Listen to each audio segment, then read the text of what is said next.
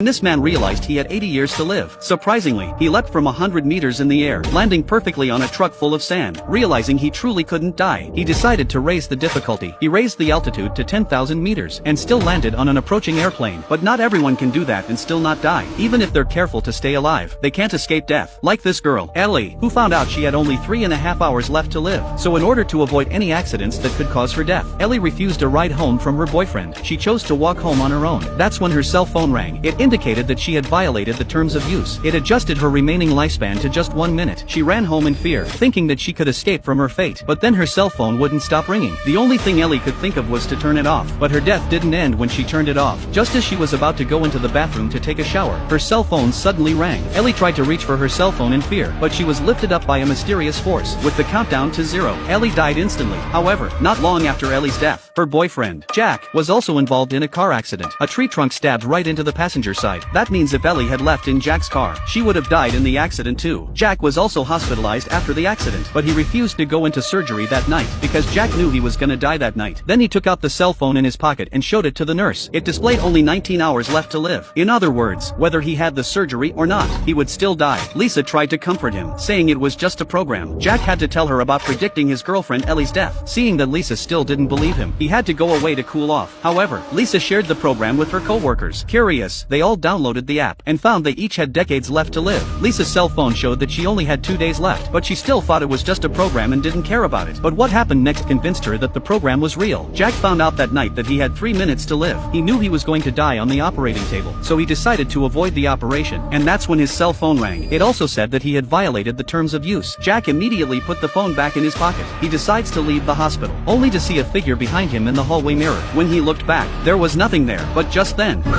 Jack was so scared, he rushed into a stairwell to escape the danger, but he couldn't escape death. The lights went out in an instant, and that's when the software said Jack's countdown to death was 1 minute away. He tried to open the door to get out of here, but he realized he couldn't open the door. At that moment, there was an urgent sound of footsteps behind him.